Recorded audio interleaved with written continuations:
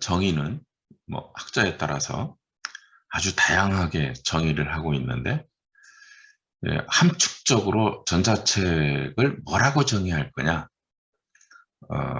이, 그, 이 함축적으로 전자책에 대해서 정의할 때 우리가 가장 쉽게 이해할 수 있는 정의가 바로 우리나라의 외국 간행물 수입 배포에 관한 법률 제2조 2항에서 규정하고 있는 정의가 아닐까 생각을 합니다. 그래서 이 조항에서 보면 전자출판물이라 함은 문자 등의 정보가 전자적 기록 매체에 수록되고 컴퓨터 등의 전자장치의 도움으로 보고 듣고 읽을 수 있는 물체를 말한다. 이렇게 정의가 되어 있습니다. 이게 법적 정의입니다. 책에 대한 전자출판에 대한 법적 정의다. 이렇게 보시면 될 것 같아요. 그 법적 정의는 가장 명시적이고 확실한 정의다. 이렇게 인지하면 될 것 같아요. 어제 또 이 전자출판이라고 하는 개념이 언제 등장했는지 얘기를 했었어요. 연도로 보면 1977년으로 거슬러 올라간다 그랬어요. 디키스라고 하는 사람이 그래픽 커뮤니케이션 학계에서 처음 언급했다. 자, 이후에 이 IPA의 국제 출판 협회죠. 출판협회에 이 전자출판위원회를 분과위원회로 설치를 했고, 자, 그러면서 이제 이 위원회가 세미나를 통해서 일렉트로닉 퍼블리싱이라고 하는 용어를 사용하게 되었고, 이것이 이제 일반화되는 모토가 되었다. 이렇게 얘기를 했어요. 그 다음에 이 전자출판의 패러다임에서는 보통 이제 문헌정보학자들이 볼 때는 그레이스라고 하는 색인지, 그레이스라고 하는 색인지를 인쇄한 것을 그 전자출판의 시발점이다. 전자출판의 시발점이다. 이렇게 보고 있는데, 컴퓨터 공학자들이 보는 견해는 일본의 NEC가 개발한 이 전자책을 그 효시로 보고 있다. 이렇게 개념에 약간의 차이가 있다. 이렇게 얘기를 했어요. 어제 여기서 인덱스 메디쿠스라고 하는 얘기를 했어요.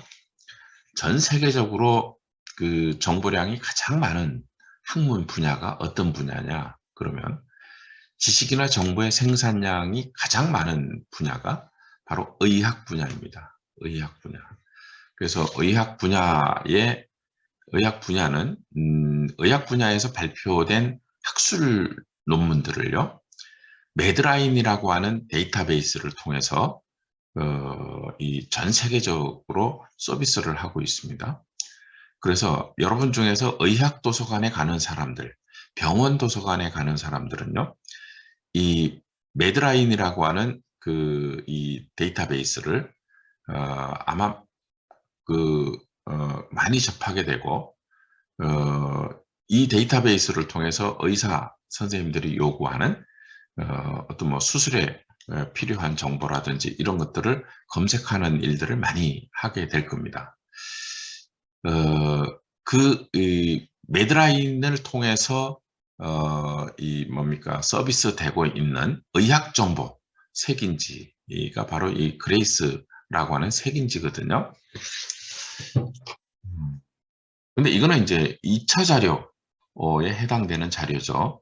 2차 자료에 해당되는 자료지만 어제 얘기한 것처럼 풀텍스트는 아니지만 목록도 여러 개의 목록을 모아서 책을 만들면 그 자체가 책이죠.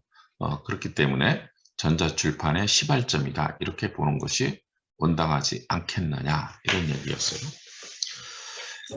자, 그런데 문제는 이제 일본의 NEC라는 회사, 그리고 이어서 후지츠라고 하는 회사, 이런 회사들이 그 전자책을 만들었지만 이 일본 회사들이 만든 전자책들은 시장에서 대중화되는데 성공하지 못했다. 이렇게 볼 수가 있습니다. 자, 그리고 이제 80년대에 들어와서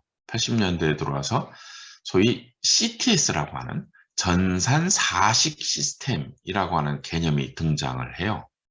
자, 이 CTS라고 하는 전산 사식 시스템이 등장하면서 세상을 어떻게 바꾸었느냐. 대표적인 게 신문사예요. 신문사는 이 CTS라고 하는 시스템이 등장하기 이전까지만 하더라도요.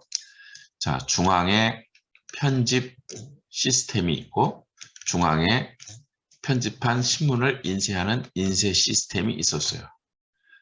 그 다음에 신문을 발행하면 그래서 지방 같은 경우는 밤새 차로 이동을 시켜가지고 배달을 하고 이렇게 했었어요. 자, 그러다 보니까 신문을 마감하는 시간이 매우 빨라요. 저녁 일찍 마감해서 신문을 만들어야지만이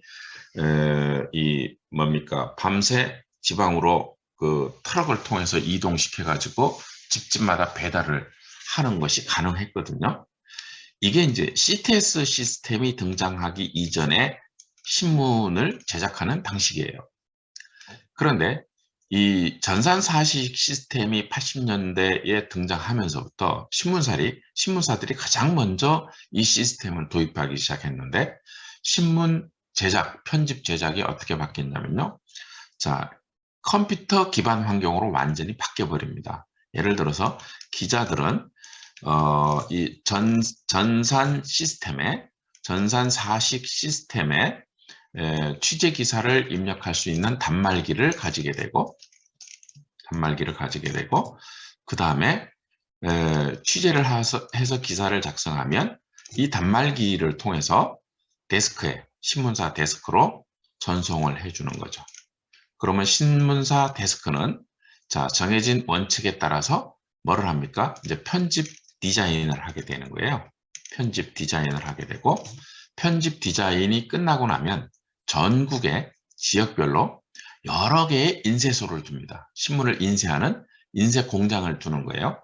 부산에 인쇄 공장을 두고 제주도에 인쇄 공장을 두고 광주에 인쇄 공장을 두고 또 대전에 인쇄 공장을 두고 이렇게 지역마다 인쇄 공장을 두는 거예요.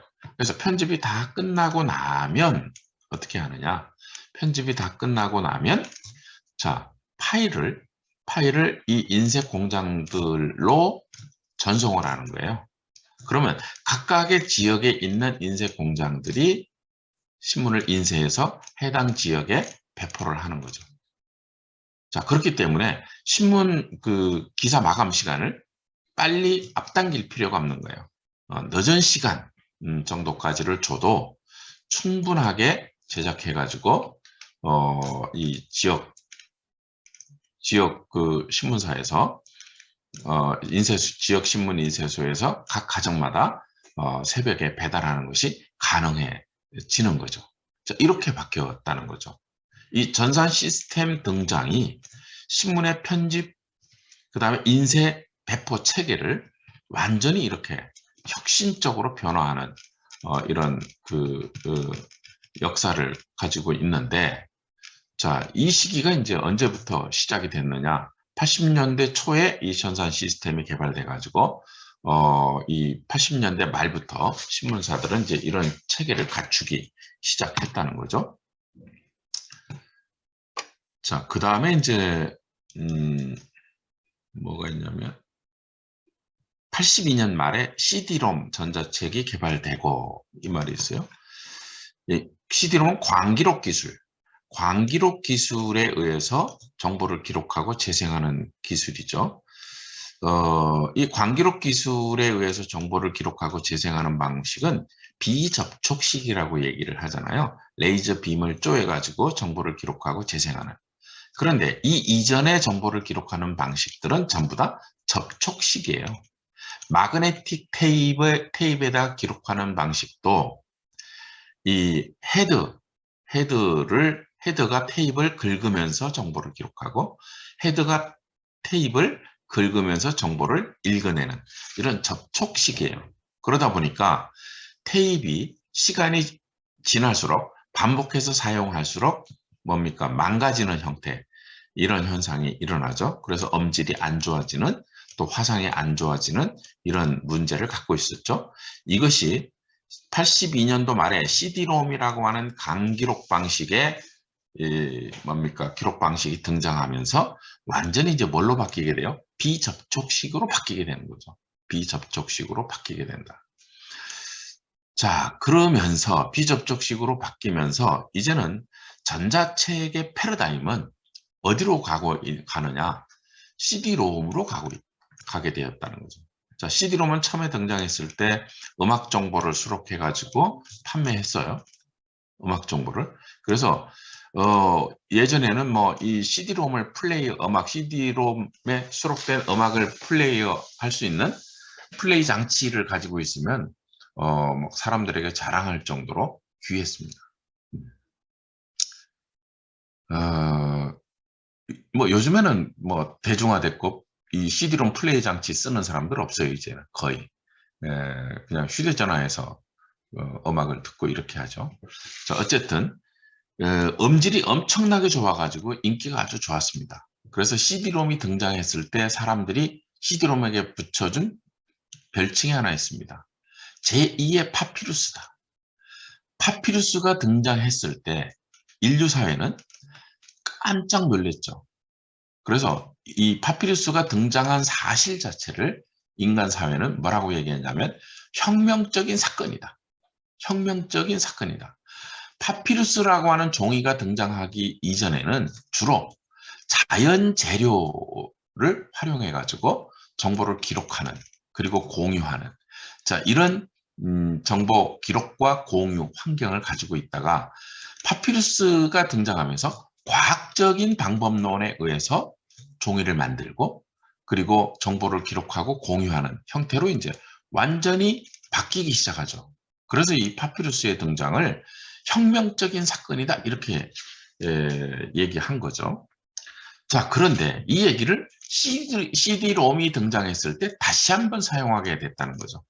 CD롬이 등장했을 때 사람들은 제2의 파피루스다, 이렇게 얘기할 정도로 기록 매체 환경에 혁명적인 변화를 가지고 온 매체가 누구냐? CD롬이에요. CD롬. 자, 근데 CD롬은 초기에 음악 정보를 수록해서 공유했다 그랬죠. 그러다가 전자책으로 CD롬 매체를 활용하기 시작하면서 어떤 정보를 수록해가지고 공유하기 시작했냐면 처음에 특허 정보. 전 세계적으로 가장 많은 이용 욕구가 있는 대표적인 정보가 있다면 크게 두 가지를 꼽을 수 있습니다. 하나는 아까 매드라인 얘기했었죠. 의학 정보입니다. 또 하나는 특허 정보입니다. 의학 정보는 활용량이 높을 수밖에 없는 이유가 전 세계 어느 곳이든 사람의 생명을 중요시 할 수밖에 없고, 사람의 생명을 살리기 위해서는 또는 건강을 유지하기 위해서는 많은 지식과 정보가 필요하다는 거죠. 그러니까 의학 정보의 필요성이 매우 높죠. 그 다음에 특허 정보는요, 인간에게 편리성을 추구할 수 있고 경제성을 추구할 수 있는 문화를 생성하고 유지하고 발전시키기 위해서는 뭐예요? 그 수단과 방법인 기술을 발명해야죠. 그 수단인 기술을 발명해야 되는데, 기술을 발명하려면 뭐가 필요합니까? 많은 시간과 비용이 들어갑니다. 많은 시간과 비용이 들어간다는 거죠. 그런데 많은 시간과 비용을 들여서 기술을 발명했는데 이미 다른 사람들이 기술을 발명해가지고 특허를 출원한 상태에 있다면, 특허를 등록한 상태에 있다면, 자, 이 사람들은 후자로 많은 비용을 투자해가지고 기술을 발명한 후자 사람들은 안 한 거하고 똑같은 거예요. 이 기술은 사용할 수가 없다는 거죠. 특허라는 게 뭐예요? 특별한 권리를 허용하는 거예요. 누가 허용합니까? 국가가 허용하는 겁니다. 또 국제적으로는 국제적 협약을 통해서 국제사회가 허용하는 겁니다. 그러니까 국내적으로 또 국제적으로 특별한 허락을 받지 않는 기술은 그 기술을 가지고 물건을 만들어서 국내 시장에 또는 해외 시장에 판매할 수가 없다는 거죠. 그렇기 때문에 이 발명을 하고자 하는 기업들은, 발명을 하고자 하는 국가나 기업들은요, 이 특허 정보를 필요로 할 수밖에 없다. 그래서 제일 먼저 담기 시작한 게 특허 정보를 담았다는 거죠. 자, 특허 정보는요, CD롬에 담겨서 유통되기 이전까지만 하더라도, CD롬에 담겨서 유통되기 이전까지만 하더라도 어디에 담겼느냐? 마이크로필름에 담겼습니다. 지난번에 마이크로필름 얘기했었죠? 롤필름, 마이크로 PC 얘기했었죠? 주로 롤필름에 담았습니다. 그래서 마이크로카 시스템을 통해서 도서관들은 특허 정보를 컴퓨터로 검색하고 프린트해서 서비스하고 이렇게 했죠. 그 이전에는 어느 매체에 특허 정보가 담겼었느냐? 책자. 특허 정보를 수록한 특허 공보 책자에 수록되어 있었죠. 이거는 이제 복사기를 통해서 복사해서 공유됐었죠. 자, 이런 이제 흐름을 가지고 있었습니다. 이런 흐름을 가지고 있었습니다. 자, 그래서 이제 이 시기에 도서관들이 고민이 하나 생겼어요. 기존의 종이책을 파는 방식하고 이 전자책, CD롬에 수록된 전자책을 파는 방식은 완전히 달랐습니다. 자, 기존의 종이책을 파는 방식은요, A라는 도서관이 국내에서 발행한 종이책을 구입하든 또 미국에서 발행한 종이책을 구입하든 돈을 주고 구입하면 소유권이 어디에 있느냐? 도서관에 있습니다. 언제까지? 영구적으로 도서관이 보관하면서 서비스할 수 있도록 소유권이 인정됐습니다. 그런데 CD롬에다가 특허 정보를 기록해서 공급하면서 이 방식이 완전히 깨졌어요. 이 방식이. 어떻게 깨졌냐면 이런 겁니다. 자, 올해 2022년도에 전 세계, 미국에서 발행한 미국 특허를 가장 많이 이용해요. 전 세계 사람들이. 미국에서 발행된 특허, 지금까지 발행된 특허가 담긴 CD롬 개수가 자, 1만 개예요. 예를 들어서. 1만 개 CD에 미국에서 지금까지 등록된 특허가 다 수록되어 있어요. 그러니까 A라는 도서관이 이 1만 개 CD를, 1만 개 특허가 담긴 CD는 1만 개 특허가 담긴 CD 전체 개수가 100개라고 가정합시다. 100개를 구입했어요. CD 100개를. 자, 그리고 나서 1년이 지나서 우리 도서관은 이 특허를 더 이상 필요가 없다. 특허 정보 서비스를 안 해야 되겠다. 이렇게 되면 어떤 현상이 벌어지냐면요. 자, 이 특허 CD롬에 수록된 특허 정보를 판매한 미국 회사가 도서관에 요청합니다. 반납해라. 이 특허 CD 100개를 우리한테 반납해라. 이제 다시 특허를 구독 계약을 하지 않기 때문에 반납해라. 이렇게 요청합니다. 그러니까 무슨 얘기냐면 기존의 책과 달리 자, CD롬 전자책이 나오면서 책은 구입의 개념이 아니고 임대의 개념으로 바뀌어버린 겁니다. 임대의 개념으로. 기간을 1년이라는 기간을 설정해가지고 임대해 주는 거예요. 그러니까 1년 동안 임대해서 도서관은 서비스를 하는 겁니다. 그리고 자, 다시 추가 계약을 하지 않으면 1년 넘어서서 또 계약을 연장하지 않으면 반납해야 돼요. 반납해야 돼요. 자, 이런 방식으로 바뀌어 버렸어요. 그러니까 이제 도서관들이 고민에 빠진 거예요.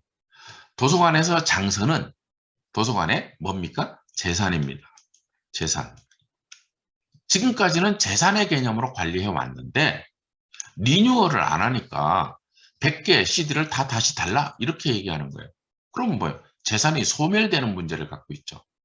이걸 이제 경영자들이 이해를 하지 못하는 거예요. 그러니까 도서관이 한때 많은 어려움을 가지고 있었습니다. 이런 개념 때문에. 자, 그런데 오늘날에는 이런 개념이 일반화됐죠. 예를 들어서 이 전자책을 서비스하는 데이터베이스들, 전자책을 서비스하는 데이터베이스들은 대부분 외국의 데이터베이스일수록 이 전자책을 어떻게 도서관에 판매하고 있느냐, 임대의 개념으로 판매하는 거죠. 그래서 만약에 A라는 도서관이 미국의 A사의 데이터베이스에 수록된 전자책 서비스를 희망한다 그러면 1년 동안 이 데이터베이스를 연계 서비스하는데 얼마를 주겠다. 우리는 얼마를 받겠다. 이렇게 임대 계약하는 거예요. 임대 계약. 임대 계약을 하는 것도 또 이 방식하고도 달라요. 이 방식하고도 다르게 물건이 아예 이동하지 않고 온라인에서 접근권만 허용하는, 접근해서 활용하는 권한만 허용하는 것이 그런 방식으로 임대하는 방식으로 바뀌었죠. 그래서 이제 이 도서관은 어떤 역할만 하냐면 중개 역할만 하는 거죠. 중개 역할만. 자, 대가를 지불하고 이용자들이 도서관이 지불한 대가로 인해서 자, 이 데이터베이스를 무상으로 사용할 수 있도록 중개 역할만 하는 형태로 또 방식이 바뀌었죠. 자, 이렇게 도서관의 정보 매체를 수집하고 활용하는 방식들이요, 끊임없이 변화하고 있다는 거죠. 그래서 이제 사서들은 이런 변화하는 환경에 대한 이 지식 정보 유통 체계에 대해서 충분한 이해력을 가지고 있어야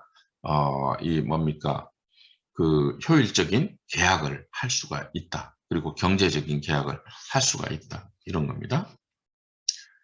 자, 그 다음에 무슨 얘기가 나오냐면 85년도 탁상출판 DTP라고 하는 탁상출판 시스템이 등장했다. 이거예요.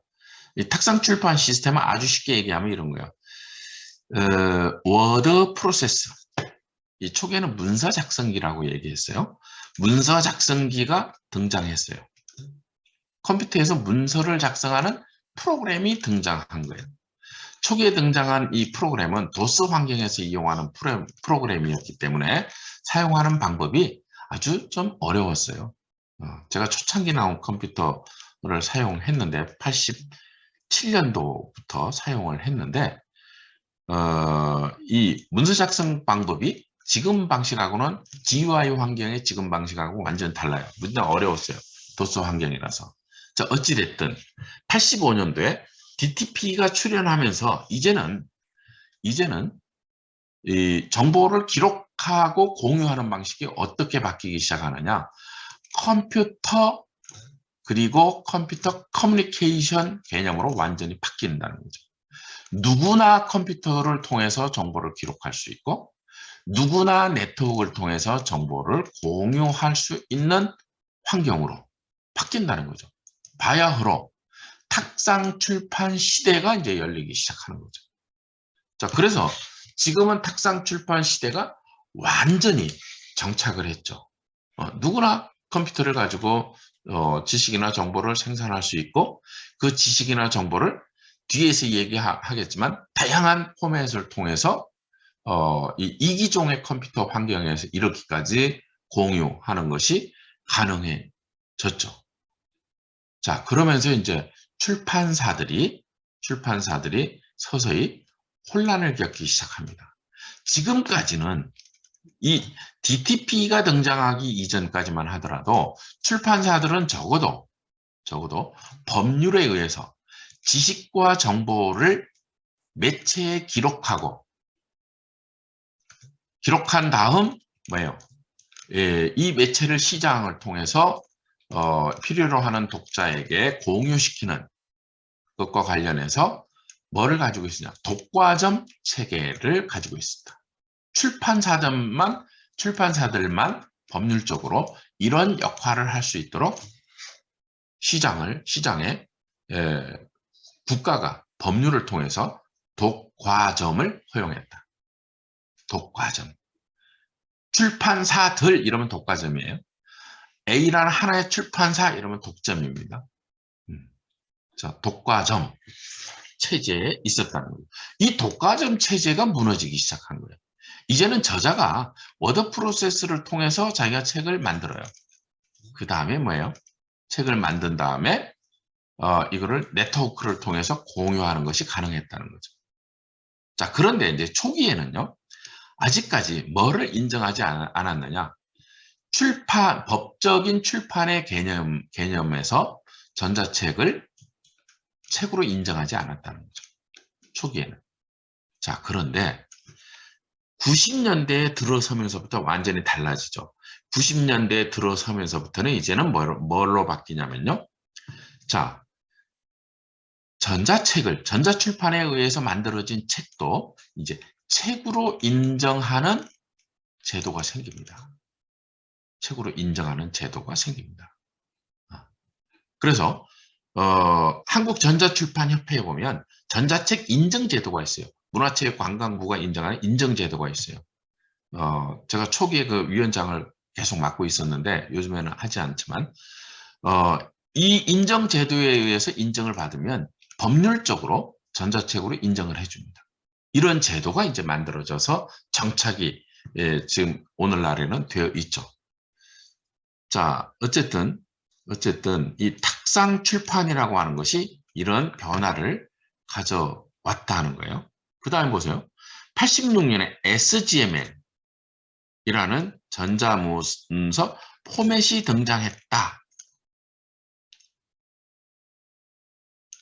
인터넷이라고 하는 네트워크에 연결된 이기종의 컴퓨터 환경에서 어떤 컴퓨터와 소통하든 간에 아무런 클레임 없이 문제 없이 문서를 주고받을 수 있는 전자 출판 정보를 주고받을 수 있는 이 포맷이 바로 SGML이죠. 이 포맷이 만들어졌다는 거죠. 그런데 이 포맷은 좋은 포맷임에도 불구하고 그다지 대중화되지 못했다. 왜? 사용 방법이 너무 복잡하다는 거죠. 기능이 너무 많아요. 기능이 너무 많아도 사람들이 사용 안 해요. 예를 들어서 스마트폰도 그렇습니다. 스마트폰 기능이 얼마나 많습니까? 여러분은 스마트폰의 100% 기능 중에서 몇 퍼센트를 이용하고 있습니까? 자동차도 기능이 많아요. 그 100% 기능 중에서 몇 퍼센트 기능을 이용하고 있을까요? 보통 30% 이하를 이용합니다. 자, 그러니까 이제 SGML이 너무 복잡하다 이런 의견이 많으니까 전자문서를 작성하는데 꼭 필요한 기능만 SGML에서 떼내가지고 뭐를 만듭니까? HTML을 만들죠. HTML이라고 하는 포맷을 만들죠. 자, 그러면서 이 HTML이라고 하는 포맷은 비교적 단순해요. 사용하기가 쉬워요. 그러면서도 이기종의 컴퓨터 환경에서 문서를 자유롭게 주고받는 것이 가능하다는 거죠. 성공했죠. 그래서 지금 인터넷상에 존재하는 대부분의 문서들은 HTML 문서로 작성되고 있습니다. HTML 문서로 작성되고 있죠. 자, 그래서 이제 HTML 기술을 우리가 뭐라고 얘기하느냐? 웹 문서를 만드는 기술이다. 이렇게 얘기하죠. 제가 마우스로 글씨를 쓰니까 글씨 쓰기가 힘들어요. 처음에는 잘 안 써지는데 요즘에는 그런 대로 써져요. 그래도. 자, HTML이라고 하는 게 뭐냐? 웹 문서를 작성하는 표준화된 문서 포맷이 바로 HTML이다. 이렇게 얘기할 수 있어요. 그래서 다른 말로 이제 우리가 뭐라고 얘기하냐? HTML은 하이퍼텍스트를 만드는 전자문서 작성 기술이다. 이렇게 얘기해요. 자, 웹문서를 만든 기술은요. 근데 하이퍼텍스트만 만드는 거 아닙니다. 웹문서를 만드는 기술은요. HTML을 가지고 웹문서를 만드는 기술은 세 가지 기술을 얘기합니다. 크게. 하나는 하이퍼텍스트 기술, 하나는 하이퍼미디어 기술, 하나는 하이퍼링크 기술. 이 세 개가 웹 문서를 만드는 핵심 기술이에요. 근데 이 웹 문서를 만드는 핵심 기술을 누가 가지고 있느냐? HTML이라고 하는 포맷의 이 기능을 가지고 이 기능이 있다. 이렇게 보면 될 것 같아요.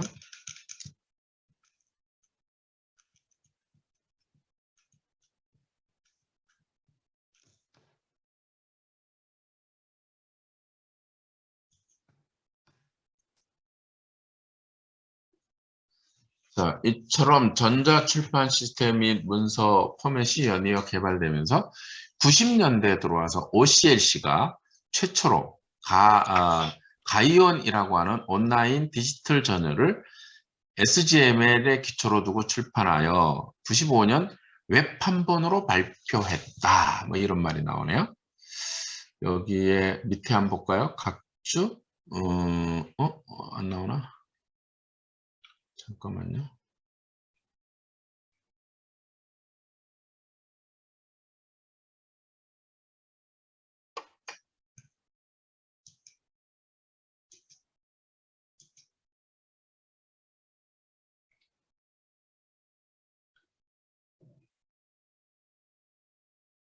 어.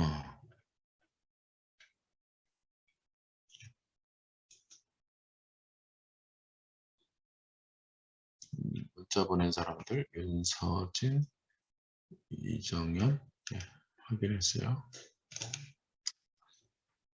자, 이 OCLC라고 하는 것은요. OCLC라고 하는 것은 오하이오 주립대학 안에 있는 이 뭡니까? 그 오하이오 주립대학 안에 있는 온라인 목록 서비스 그 그룹이에요. 그래서 이 OCLC는 어떤 식으로 운영되는 특징을 가지고 있냐면요. 전 세계 도서관을 대상으로 회원을 모집합니다.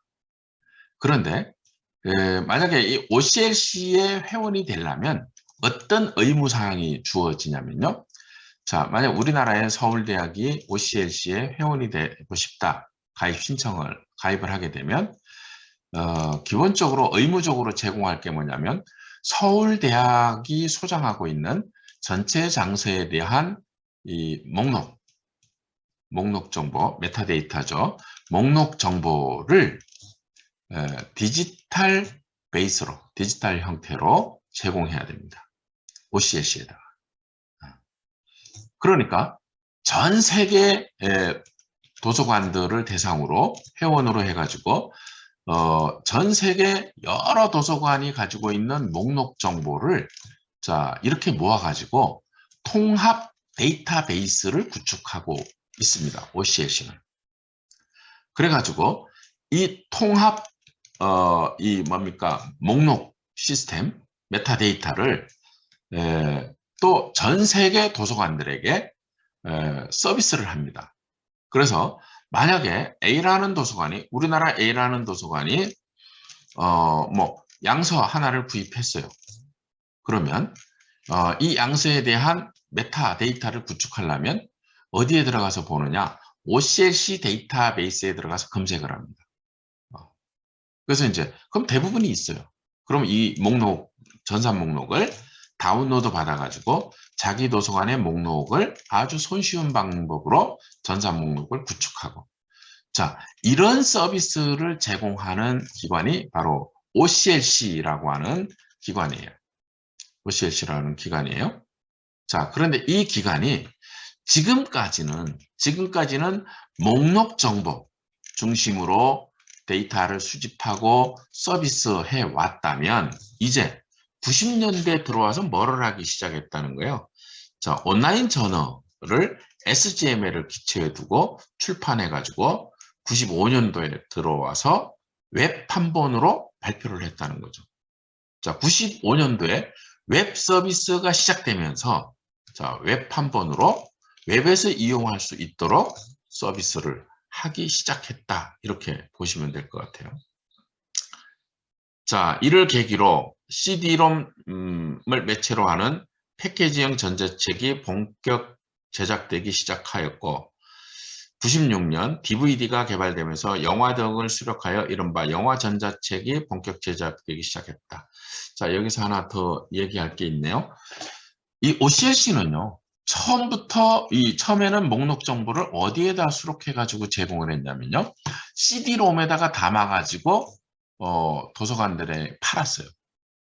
그럼 우리나라에서 이제 조금 경제성이 있는 이 예산이 어느 정도 뒷받침되는 도서관들은 OCLC로부터 이렇게 CD롬을 구입합니다. 그렇게 해가지고 전 세계에 이용자가 원하는 자료 중에서 어떤 자료가 어디에 있는지 이런 것들을 검색하는 서비스를 제공했어요. 그런데 다만 이 목록 정보 서비스는 한계점이 있었습니다. 어떤 한계점이 있었느냐? 자, 검색을 했어요. 검색을 했는데 이 정보가 예를 들어서 유럽의 어떤 대학 도서관에 내가 찾는 정보가 있다. 여기까지는 알 수 있어요.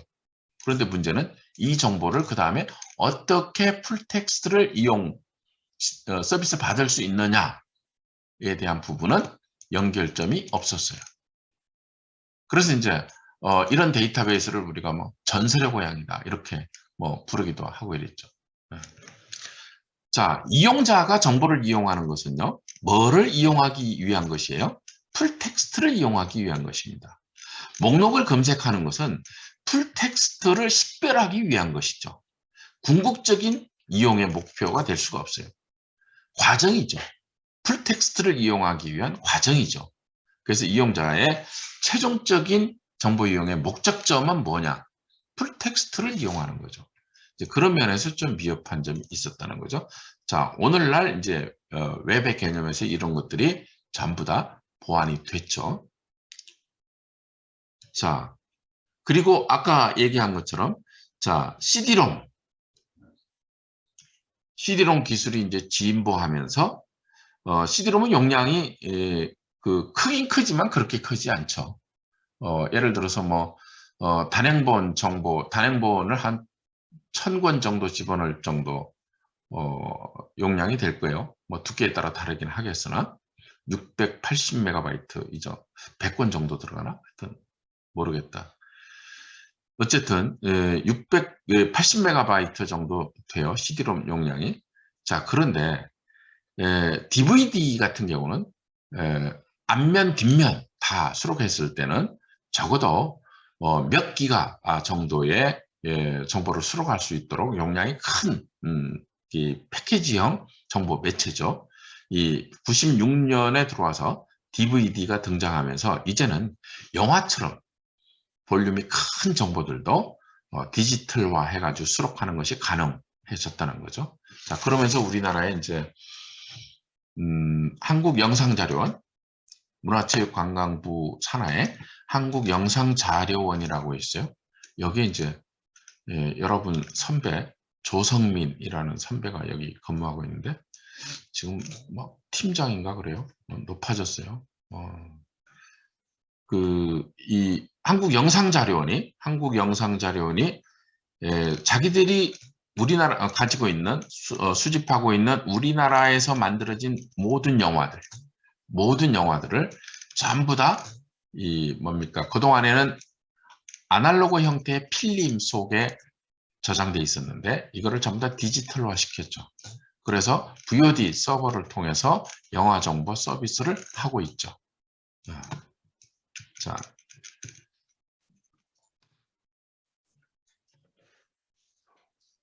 그런데 이런 VOD 서비스를 하려면 뭐가 구축돼야 된다고 그랬어요? 지난번에 한번 얘기했죠? 자, VOD 주크박스를 만들어야 서비스할 수 있다. 기억나죠? 네.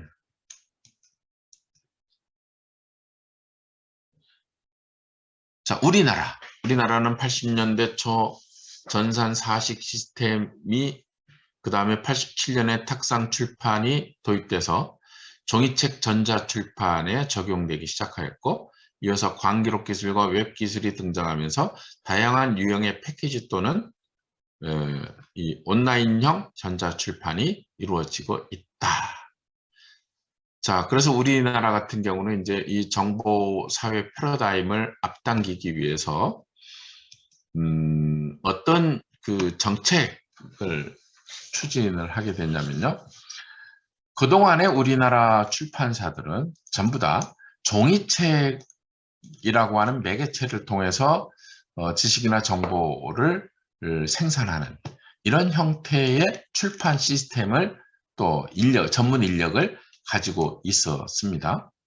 자, 그런데 이 출판 패러다임이 아날로그에서 디지털로 바뀌면서 이제는 뭐가 필요하게 됐느냐? 이 출판사들의 구조 조정이 필요하게 된 거예요. 뭘로? 아날로그 출판에서 디지털 출판으로 출판사들을 구조 조정하는 것이 필요하게 된 거죠.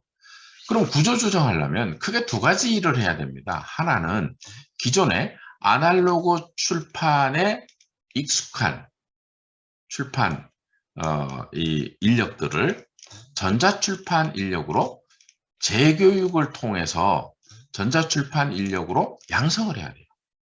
그래서 이제 문화체육관광부가 예산을 투입해가지고 한국전자출판협회에 이 교육센터를 설립해서 운영하게 했죠. 오랜 기간 동안. 그래서 이 교육 프로그램을 통해서 기존의 출판사에 있는 인력들이 교육을 받아가지고 전자출판 인력으로 양성되는 이제 이런 작업을 오랫동안 해왔죠. 또 하나는 출판 환경을 바꿔줘야 돼요. 출판 환경을. 아주 간단하게 얘기하면 이런 겁니다. 기존의 종이 출판 환경이라고 하는 것은요. 책이 이렇게 만들어지잖아요. 저자가 집필을 하게 되면 집필한 거는 어디로 가요? 자, 문성공한테 가요. 문성공한테 가면요. 이 글자, 식자, 이 자음, 모음을 하나하나 판에다가 맞춰요. 이 옛날 방식. 하나하나 맞춰가지고 이 책을 만들어야 돼요. 그리고 이것이 발전하면서는 이제 이 저자가 기록한 문서는 어디로 가냐면 컴퓨터 그를 다룰 줄 아는 편집자가 이 유필 원고를 컴퓨터에 하나하나 입력하죠. 그 다음에 이제 입력한 다음에 그 컴퓨터 편집을 하게 되죠. 그 다음에 컴퓨터 편집이 끝나면 자, 한 장 한 장 단위로 필름을 떠요. 필름을 떠가지고 그 다음에 윤정기에다가 붙여요. 한 장 한 장씩 붙여가지고 찍어내는 거예요. 만약에 1000부 책을 만들고 싶다 그러면 1000장을 찍어요. 그래갖고 1페이지부터 쭉 이렇게 나열하죠. 300페이지면 300페이지까지 이렇게 찍어서 나열하죠. 그 다음에 한 장씩 쭉 페이지를 맞추기를 하죠. 그 다음에 뭐 합니까? 이제 재본 작업을 해요. 그래야지만이 뭐가 만들어져? 책이 만들어진다는 거죠. 자, 이게 이제 기존의 출판 시스템이에요. 종이책 출판 시스템이에요. 그런데 이 출판 시스템을 어떻게 바꾸느냐? 전산 시스템으로 바뀐다는 거예요. 전자출판 시스템으로 바꾼다는 거예요. 전자출판 시스템으로 바꿀 때는 자, 컴퓨터를 통해서 편집을 하고 컴퓨터를 통해서 편집 디자인을 하고 그 다음에 뭐예요? 파일을 저장 장치에 저장하면 전자책이 만들어지는 형태예요. 이런 형태로 출판 환경이 완전히 달라지는 거예요. 그래서 이 출판 환경을 구조 조정하는 작업을 또 해야 돼요. 이런 작업을 실시하게 되었다는 거죠. 자, 그래서 뭡니까? 요즘에는 뭐 대부분의 출판사들이요, 이 전자책 출판 환경을 다 가지고 있습니다. 이제는 또 인력들도 전자출판을 할 수 있는 인력으로 재교육이 거의 다 이렇게 끝나 있는 이런 상태다. 이렇게 말씀드릴 수 있습니다. 오늘 여기까지 얘기하고요. 오늘 발표는 2개 조가 준비했나요? 1개 발표자들 준비됐나요? 답변 부탁합니다. 오늘 발표죠? 준비됐나요? 왜 답이 없지? 준비 안 됐나요? 아, 네. 3조, 4조 준비됐어요? 그러면 시간 조절이 잘 되면 2조가 발표하고요. 안 그러면 1조만 하고 하여튼 상황 봐서 하겠습니다. 지금부터 10분 쉬었다가 하겠습니다.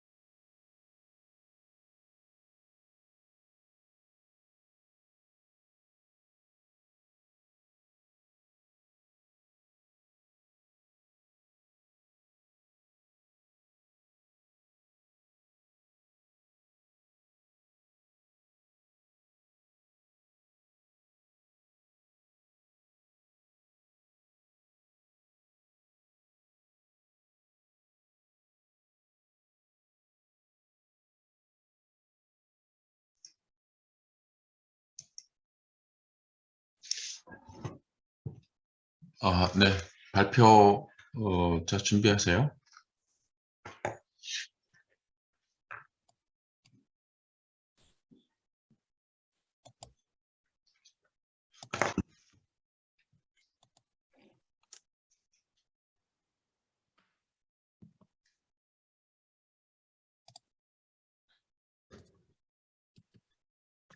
잘 보이시나요?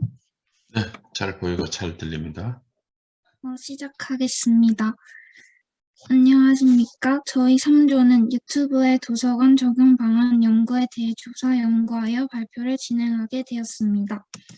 5차는 유튜브의 이론적 배경, 선행 연구, 유튜브 운영 현황, 유튜브 채널을 운영하고 있는 도서관, 유튜브의 새로운 도서관 적용 방안으로 구성됩니다. 유튜브의 이론적 배경입니다. 먼저 유튜브의 개념에 대해 말씀드리겠습니다. 유튜브는 당신을 뜻하는 영어 단어 U와 텔레비전을 뜻하는 영어 단어 튜브를 합친 단어로 동영상을 자유롭게 업로드하거나 볼 수 있는 사이트를 말합니다.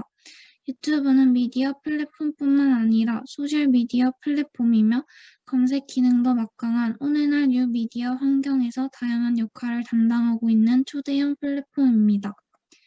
다음으로는 유튜브의 특징 및 장점에 대해 말씀드리겠습니다. 첫 번째, 유튜브는 누구에게나 열려있는 개방적인 공간입니다. 가입을 하지 않아도 누구나 영상에 접근할 수 있고 유튜브 영상이 업로드되자마자 전 세계 수백만 명에게 바로 제공되며 감상, 의견 등을 자유롭게 교환할 수 있다는 장점이 있습니다. 두 번째, 유튜브는 시공간에 물리적 제약이 없습니다. 모바일 기기와 인터넷 환경이 마련된다면 언제 어디서나 유튜브 사이트에 접속해 업로드 및 시청이 가능하다는 장점이 있습니다. 세 번째, 유튜브는 실시간 소통이 가능합니다. 라이브 스트리밍이 가능해 시청자들은 댓글로 의견을 전달하고 방송자는 의견에 대한 소통이 가능하다는 장점이 있습니다. 네 번째, 유튜브는 수익 창출이 가능합니다.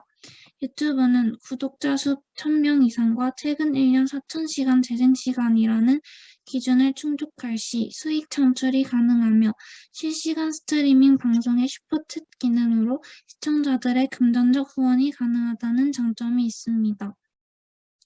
마지막으로 유튜브 채널 활용이 가지는 의미입니다.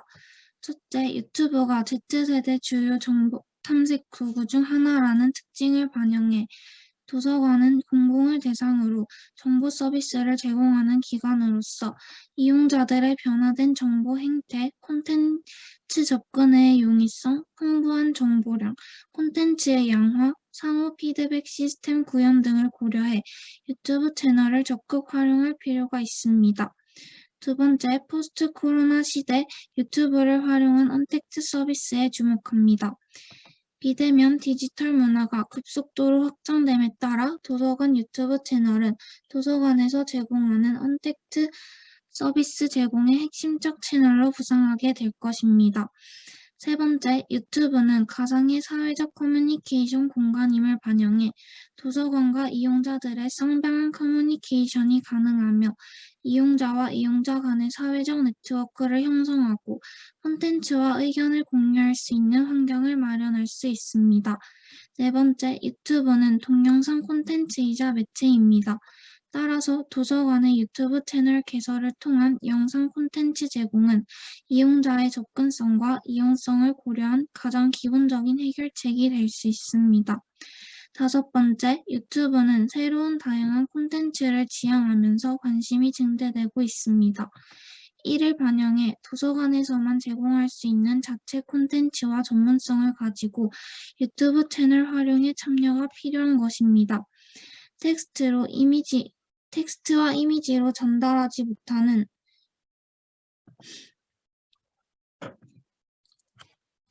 영상만의 장점을 적극 활용한 콘텐츠 제공이 핵심이라고 볼 수 있습니다. 마지막으로 유튜브는 빅데이터를 활용한 개인 맞춤형 서비스를 제공하고 있는 동영상 플랫폼 서비스임을 고려해 도서 및 문화 콘텐츠, 도서관 등에 관심이 있던 이용자들이 도서관 유튜브 채널을 자연스럽게 접하고 홍보할 수 있는 기회를 만들어야 합니다. 다음으로 선행연구에 대한 간단한 소개를 하겠습니다. 유튜브 채널을 통한 국가기록원 기록정보 콘텐츠 활용 방안 연구에서는 유튜브라는 플랫폼을 사용해 국가기록원 기록정보 콘텐츠를 이용자들에게 쉽게 다가갈 수 있도록 활용하는 방안을 제시하고 있습니다. 도서관 유튜브 채널의 활성화 방안에 관한 연구에서는 국내외 도서관 유튜브 채널의 현황과 콘텐츠를 분석해 향후 다양한 활용 전략과 방안을 제안하고 있었습니다. 마지막으로 도서관 팟캐스트와 유튜브 서비스에 대한 사서의 제공 의도와 제공 행위 연구에서는 도서관 팟캐스트와 유튜브 서비스를 제공하고 있는 도서관들의 현황을 조사하고 서비스 제공의 주체가 되는 사서들의 도서관 팟캐스트와 유튜브 서비스에 대한 인식을 조사 및 분석하고 있었습니다.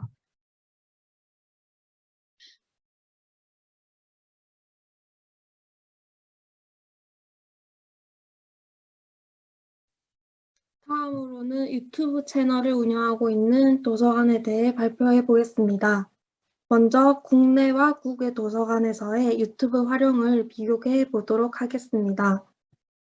왼쪽의 표는 국외에서 유튜브 채널을 운영하고 있는 도서관이고, 오른쪽은 국내에서 유튜브 채널을 운영하고 있는 도서관의 일부입니다. 국내 도서관과 국외 도서관의 유튜브 운영의 차이점은 크게 세 가지로 개설 시기, 영상 업로드의 지속성과 정기성, 콘텐츠의 유형입니다. 첫 번째는 유튜브 채널 개설 시기입니다.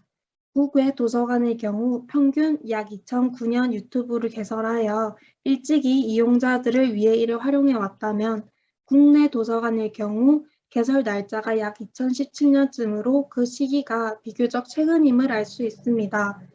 코로나로 인해 비대면 디지털 문화가 확장되면서 유튜브 활용에 대한 관심은 국내에서도 점점 높아지고 있는 추세입니다. 두 번째는 영상 업로드의 지속성과 정기성입니다. 국내와 국외 도서관을 비교했을 때 업로드 영상 개수의 차이가 크다는 것을 알 수 있습니다. 이것은 유튜브 개설 날짜에 의한 것도 있겠지만, 국내 도서관의 경우 지속적이고 정기적으로 영상 업로드를 하는 곳이 많지 않은 것도 있습니다. 세 번째 차이점은 컨텐츠 유형의 차이입니다. 국외 도서관의 경우 인터뷰, 편집 영상, 촬영 영상 등 유튜브 업로드를 위해서 자체적으로 기획, 제작된 컨텐츠가 다양하게 있다는 것을 알 수 있습니다. 그리고 강연, 공연 등의 촬영본은 촬영 그대로 올리지 않고 편집하여 이용자들이 지루하지 않게 업로드하고 있습니다. 반면 국내 도서관의 경우 도서 소개, 도서관 이용, 도서관 소식 같은 이벤트 등 단지 홍보가 그 목적인 영상들이 많습니다. 프로그램 참여 활동, 강연의 촬영본의 경우에는 편집 없이 영상을 그대로 올리기 때문에 영상 시간도 굉장히 길고 이용자들은 이에 흥미와 재미를 느끼기 어렵습니다.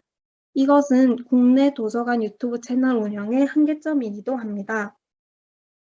아직까지 국내 도서관에서 유튜브를 적극적으로 활용하는 곳이 많지는 않지만, 그 중에서도 각 도서관의 특성에 맞게 다양한 콘텐츠로 유튜브 채널을 효과적으로 활용하고 있는 도서관도 있습니다. 다음으로는 국내 도서관에서 실제 유튜브를 어떻게 활용하고 있는지 살펴보도록 하겠습니다. 첫 번째 사례는 울산 도서관의 올해의 책 활성화 프로그램입니다. 2021년 책 읽는 울산 올해의 책 사업의 일환으로 시민들의 독서를 장려하기 위해 진행된 프로그램입니다. 약 1시간 30분 동안 미리 선정한 도서에 관해 작가와 실시간 질의응답을 하고 샌드아트 공연, 강연, 책과 음악이 있는 북토크 콘서트 등 다양하게 준비해 시민들의 참여를 이끌었다고 합니다.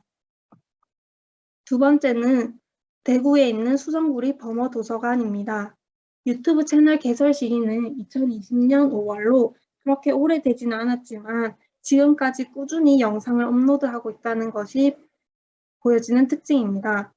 대표적인 콘텐츠로는 책 읽어주는 사서가 있습니다. 매주 토요일 오후 3시 유튜브 채널을 통해 제작한 영상을 공개하고 있고, 책의 내용을 단순히 낭독하는 것을 넘어 북 리뷰, 연간 도서 추천, 영유아를 위한 독후 활동 등 다양한 도서 활용법을 함께 제공해주고 있습니다. 이 외에도 1인 미디어 크리에이터 양성이라는 목적으로 프로그램을 기획하여 어린이들을 대상으로 영상 제작 수업을 제공한 뒤 직접 영상을 제작해보고 이를 유튜브에 업로드까지 하는 이용자 참여 콘텐츠도 있습니다. 세 번째 사례는 부천시립도서관 책봄입니다. 채널 개설 시기는 2019년 2월이고 구독자 수는 800명을 넘었습니다. 앞서 설명한 도서관과 같이 지속적으로 꾸준히 영상을 업로드하고 있습니다. 부천시립도서관 채널 운영의 가장 큰 특징 중 하나는 통합 유튜브 채널이라는 것입니다. 하나의 도서관이 아닌 부천시 지역 내에 있는 상동도서관, 원미도서관, 북부도서관 등 여러 도서관들이 함께 채널을 개설하여 운영하고 있습니다. 이런 통합 유튜브 채널은 담당자들의 영상 업로드에 대한 부담감을 줄여주고 콘텐츠 개발에도 도움이 된다고 합니다. 또한 이 채널에서 주목할 영상은 바로 사서의 도서관 브이로그입니다. 익숙한 형식의 영상에서 벗어나 브이로그 형태의 사서의 일상, 입수 예정 도서에서부터 신작 도서, 사서의 책상, 도서관 점심 메뉴, 도서관 가는 길 소개하기 등 자연스럽고 편안한 일상을 공유하고 있고 이것은 실제로 높은 조회수를 기록하고 있습니다. 다음으로는 유튜브 운영 현황에 대해 다음 학우분께서 발표해 주시겠습니다. 다음으로 유튜브 운영 현황에 대하여 발표하겠습니다. 시도별 학교 급별 교사 유튜브 현황을 살펴보면 유치원, 초등학교, 중학교, 고등학교, 특수학교 교원이 운영하는 유튜브 채널 수는 2019년 4월 11일을 기준으로 970개였습니다.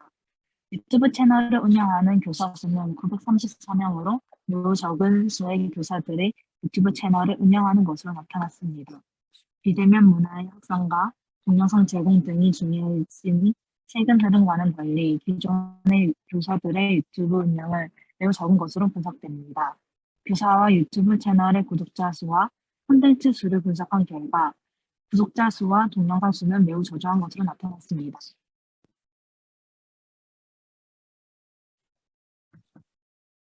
현재 학교 도서관 유튜브를 지속적으로 운영하기에는 많은 어려움이 있습니다. 먼저 학교 도서관 유튜브 운영 시간의 부족입니다. 대부분의 학교 도서관은 사서 교사 1인 체제입니다. 따라서 학교 도서관의 전반적인 업무와 함께 학교 도서관 유튜브 운영까지 모두 사서 교사 혼자 감당해야 하는 상황입니다. 따라서 사서 교사들은 시간 부족의 문제로 어려움이 있습니다. 그리고 유튜브를 운영함에 있어서 오는 부정적인 시선과 오해가 존재합니다. 사설 교사들은 학교 도서관 유튜브를 운영하며 동료 교사나 유튜브를 시청하는 일반인들에게 부정적인 시선과 오해를 받은 경험이 있다고 합니다. 다음으로 초상권 동의 문제가 있습니다. 학교 도서관 유튜브 운영에 있어서 학생들이 출연하는 경우 사설 교사들은 학생들의 초상권 동의 문제가 어렵다고 합니다. 따라서 학생들에게 동의를 받기도 하지만 모두에게 공개되는 유튜브 특성상 안전상의 문제가 일어날 수 있기 때문에 조심스러운 부분이 있다고 밝혔습니다. 그 외에도 흥미 있는 내용 전달이 어려움, 저작권 동의 문제, 관리자 인식 문제, 사설 교사의 자기 검열, 열악한 제작 환경, 사설 교사 단독 운영이라는 문제가 있습니다. 이러한 문제점을 해결하기 위한 방안은 첫째, 운영 인력의 확보 방안입니다. 사설 교사는 보조 인력의 충원 및 학생과 함께 유튜브를 운영할 수 있는 방안이 필요합니다. 대부분의 학교 도서관이 사설 교사 1인 체제로 운영되고 있지만 학교 도서관의 기존 업무에 추가적으로 학교 도서관 유튜브 채널 운영까지 하려면 추가 인력의 확보가 무엇보다 필요합니다. 따라서 도서부 학생, 학부모 등의 인력을 활용한 유튜브 채널 운영 방안 및 교육이 필요합니다.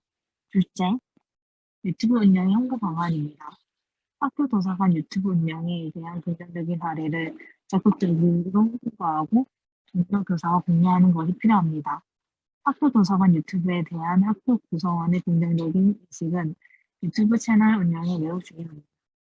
따라서 학교 내외의 동료 교사에게 학교 유튜브 채널 운영 보고 등을 통해 운영 상황을 공유하는 것이 필요합니다. 셋째는 교육 기회의 제공입니다.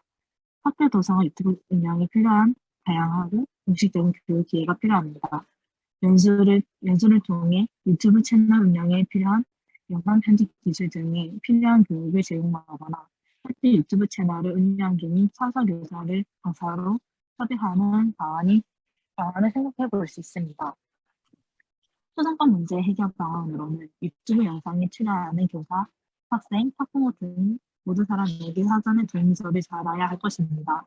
또한 사서 교사가 유튜브 채널 영상을 업로드할 때 학교 교육적 측면에서 제작한 영상이 학생들이 나오는 영상 등은 비공개 처리하여 학교에서 사용하는 교육 플랫폼을 통해서만 이용할 수 있게 하는 등 유동적으로 콘텐츠에 따라서 영상 공개를 설정해야 합니다.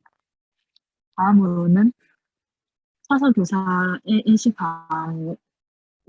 방안은 사서 교사의 긍정적이고 적극적인 인식과 태도가 필요합니다. 사서 교사는 변화는 시대적 흐름과 사회적 관심의 요구에 맞추어 기존의 정부 서비스 방식에 머무르지 않고 새로운 방식의 서비스 제공 방식을 긍정적으로 고려하고 적극적으로 제공할 필요가 있습니다. 또한 처음부터 완벽한 영상을 올려야 한다는 부담을 내려놓아야 할 것입니다. 이러한 인식과 태도 변화는 앞서 말한 공식적이고 지속적인 교육의 제공이 선행되어야 이루어질 수 있을 것입니다. 마지막으로 학교에서의 지원 방안입니다. 공간, 시설, 기기 측면에서 학교에서의 적극적인 지원이 필요합니다.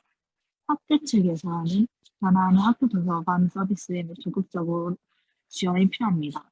구체적으로 공공도서관의 스튜디오 시설과 운영 방식을 참고하여 유튜브 운영과 관련한 영상 편집 프로그램이나 관련 필요 기기 등을 학교 차원에서 지원하려는 노력이 필요합니다. 코로나19와 사회 흐름 변화에 따라 도서관에서의 영상 매체를 통한 교육에 대한 요구가 점차 증가되고 도서관 및 사서들은 새로운 교육적 역할의 필요성이 점차 확대되고 있습니다. 그렇기 때문에 새로운 적용 방법이 필요합니다. 먼저 유튜브 쇼츠를 이용하는 방법이 있습니다. 도서관 특성을 살린 개성 있고 흥미로운 쇼츠를 제작한다면 알고리즘을 통해 사람들에게 도서관을 홍보할 수 있는 유튜브가 마련될 것입니다. 두 번째로는 사설 도서관 브이로그가 있습니다. 요즘 유튜브에서 인기를 끄는 브이로그 콘텐츠를 이용하여 도서관을 홍보한다면 사서에 관심이 있는 사람들에게 도움을 줄 수 있을 것입니다. 세 번째로는 교육 행사 영상을 편집하여 올리는 방법이 있습니다. 도서관에서 주최하는 교육 또는 행사에 관심도를 높일 수 있고 편집을 통해 지루함을 덜어줄 수 있습니다. 네 번째는 도서관 모임기기 활용 방법을 영상으로 제작하여 게시하는 방법이 있습니다. 비대면 도서관 이용이 추세인 요즘 모임기기 활용 방법에 대한 영상을 제공하면 이용자들에게 도움을 제공할 수 있을 뿐만 아니라 도서관 홍보도 할 수 있을 것입니다. 다음으로 유튜브 스트리밍 서비스를 이용하는 방법이 있습니다. 비대면으로 할 수 있는 도서관 프로그램을 만들어 이를 유튜브 스트리밍으로 진행한다면 다양한 지역의 이용자들이 참여할 수 있는 기회가 마련되어 도서관 홍보도 가능합니다. 마지막으로 카테고리별 다양한 영상을 주기적으로 업로드하는 방법이 있습니다. 영상을 카테고리별로 정리하여 게시한다면 이용자들이 원하는 영상을 쉽게 찾아볼 수 있고 다양한 영상에 합성함으로써 도서관 홍보에도 기여할 것입니다. 참고문은 이렇게 되고 이상으로 발표를 마치겠습니다. 감사합니다.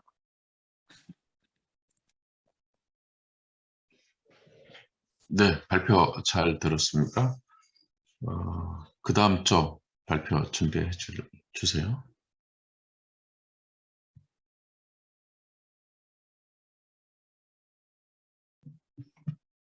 네, 잘 보이고 잘 들리십니까? 네, 잘 보이고 잘 들립니다. 네, 감사합니다. 안녕하십니까? 화상회의 시스템의 도서관 활용 방안을 주제로 발표하는 문헌정보학과 황연서입니다. 저는 본 4조 발표의 서론 파트를 담당하였고 조장 역할과 본론 파트는 도시공학과 박준범 학부님께서 그리고 결론 파트는 국어국문학과 황시은 학부님께서 맡아 발표를 진행하겠습니다. 목차입니다. 서론 파트에서는 화상회의 시스템의 개념과 종류, 그리고 연구의 배경과 목적에 관해 발표하겠습니다. 본론 파트에서는 본 발표의 주제와 관련 있는 화상회의 시스템의 활용 방법과 사례들에 관해, 그리고 결론 파트에서는 요약과 결론을 맡아 진행하겠습니다. 2019년도 하반기에 발생한 코로나19 바이러스는 많은 것들에 영향을 끼쳤습니다. 대면이 일상이었던 사람들은 비대면이 일상이 되었고, 업무, 회의, 학업 등 수많은 곳에서 비대면으로 대체하여 진행되었습니다. 뜻하지 않게 언택트 시대를 맞이하게 되었고, 새로운 환경의 중심에는 화상회의 시스템이 있었습니다. 대체가 가능했던 수단들 중에서 화상회의 시스템 덕분에 신속한 환경 변화와 그에 따른 대응을 할 수 있었고, 현대인들은 빠른 시간 내에 적응하며 지낼 수 있었습니다. 그렇게 한 수단으로서 안정적으로 자리 잡혔고, 많은 기업들과 단체들에서 선택한 화상회의 시스템으로 인하여 비대면 사회는 이제 일상이 되었습니다. 화상회의 시스템은 사람들이 필연적으로 직접 만나야만 하는 대면 활동이 필요 없으며, 물리적 공간과 화상회의 시스템을 이용할 수 있는 카메라, 스피커가 내장되어 있는 컴퓨터, 노트북, 태블릿, 그리고 휴대폰과 같은 전자기기만 있다면 바로 손쉽게 이용할 수 있는 준비 요건이 최소화된 메리트를 가진 편리하고 효율적인 시스템이기 때문입니다. 목적으로 넘어가기 전에 도서관에 접목된 화상회의 시스템의 장단점에 대해 정리해 보았습니다. 우선 화상회의 시스템의 장점들에는 원거리에서 정보 교환과 소통이 가능하다는 것입니다. 원격으로 이용하고 있는 이용자와 사서가 서로 기기를 활용하여 대면을 하면서 질문과 면담 속에서 해결 방안을 제공하고, 또 제공을 받는 방식으로 이루어질 수 있음을 알 수 있습니다. 또한 음성 대화만이 아닌 실시간 채팅과 같은 텍스트를 활용하여 의사소통을 할 수 있습니다. 화상회의 시스템을 위한 물리적 공간과 관련된 기기들이 갖춰져 있다면 제약 없이 편리하게 이용이 가능하며, 1대1이 아닌 1대 다수들에 맞춘 공동의 서비스 제공이 가능하기 때문에 화상회의 시스템을 통해 모든 인원들을 한 번에 한 화면에서 보며 신속하게 확인하고 편리하게 응대할 수 있습니다. 이에 반해 단점은 원격 조종을 하는 것이 아닌 이상 한 화면을 한 대상과 함께 보며 동시에 설명하는 것이 어려울 수 있으며, 시스템의 기술력이 중요함을 알 수 있습니다. 공간과 기기 등을 위한 비용이 필요한 것은 물론이고, 카메라를 지나치게 의식할 시에는 불편함을 느낄 수 있어 집중력이 떨어질 수도 있습니다. 또한 장기간 동안 무리하게 이용할 시 쉽게 피로해질 수 있으며, 사서 인력의 부족이라는 가장 큰 문제점 또한 가지고 있습니다. 화상회의 시스템의 대표적인 회사들은 5가지가 있는데, 모두 알다시피 현재 참여하고 있는 줌이 가장 대표적이며, 이 외에도 구글 미트, MS 팀즈, 웹엑스, 그리고 구름이 비즈 등이 있습니다. 각각의 특징들이 미세하게 다르지만 줌의 이용이 월등하게 높은 것을 알 수 있었습니다. 다음으로 연구 배경입니다. 시대가 갈수록 과학이 발전하고 있습니다. 코로나19 바이러스의 경부가 해제가 되더라도 이미 많은 사람들이 비대면 참여의 강점을 알게 되었고, 그에 따른 화상회의 시스템도 함께 발전해 나아가고 있습니다. 학교, 회사, 그리고 도서관을 포함한 많은 곳에서 화상회의 시스템을 업무와 회의에 활용하여 4차 산업혁명 시대에 적극적으로 발맞춰 효율적으로 처리할 수 있도록 해야 합니다. 연구 목적입니다. 많은 환경들이 있겠지만 특히 코로나19 바이러스가 퍼지게 된 이후로 화상회의 시스템을 도서관에 접목하여 프로그램 혹은 운영을 진행하게 된 경우가 많은데, 이를 통해 화상회의 시스템이 도서관에 활용됨으로써 장단점은 무엇이고 개선점은 무엇인지 분석해 나가야 합니다. 원거리 소통이 가능한 편리함과 신속한 응대가 가능하다는 강점을 활용하여 도서관의 업무와 프로그램 활용 수단의 일부로서 안정적으로 자리를 잡도록 해야 합니다.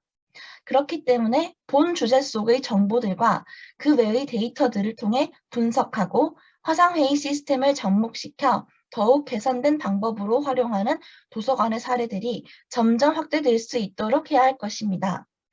이상 저희 서론 파트를 마치고 다음 발표자께서 본론 파트를 이어 진행하겠습니다.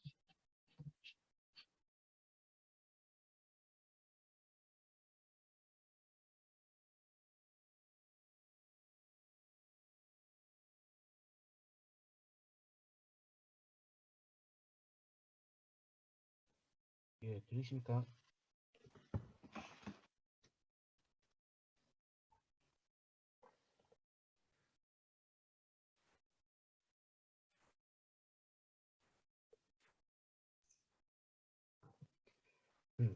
네, 안녕하십니까.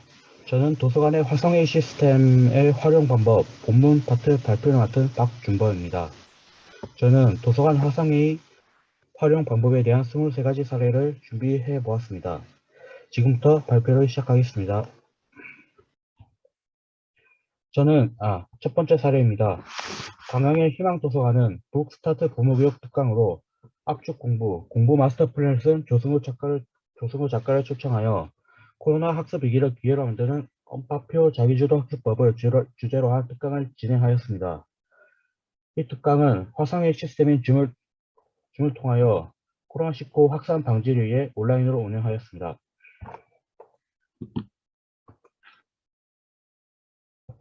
다음 두 번째 사례입니다. 영주시의 선비도서관은 이제 학부모를 대상으로 2021년 온테크 학부모 특강 스스로 쓰는 아이 초등 매일 글쓰기의 힘을 운영하였습니다. 이 특강은 코로나19의 지역사회 감염 예방 및 확산 방지를 위해 온라인 화상회의 시스템 줌을 활용해 실시간 쌍방향으로 진행되었습니다.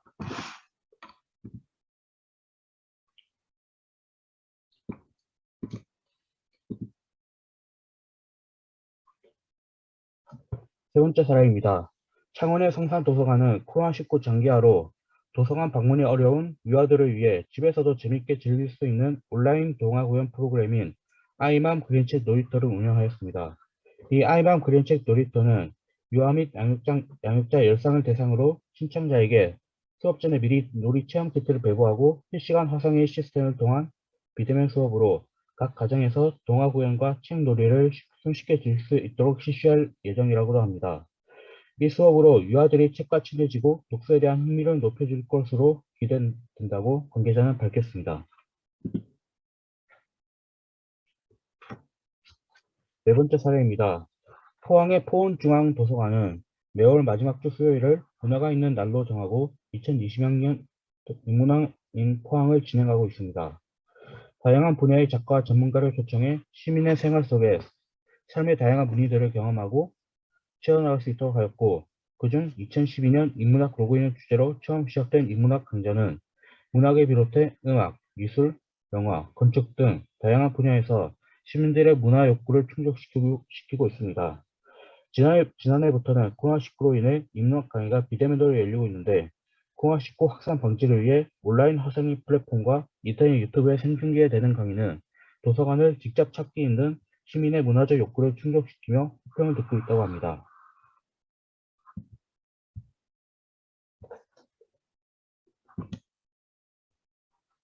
다섯 번째 사례입니다. 근데 주시에 화면은 이동을 안 해요? 화면이 움직이지를 않고 그냥 고정되어 있네? 지금 화면이 안 움직이십니까? 지금 이동하였는데. 네, 잠시만 기다려주죠.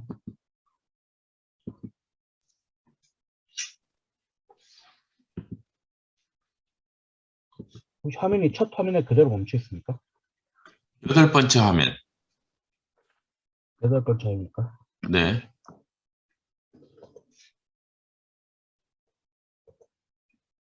네, 지금 바뀌네요.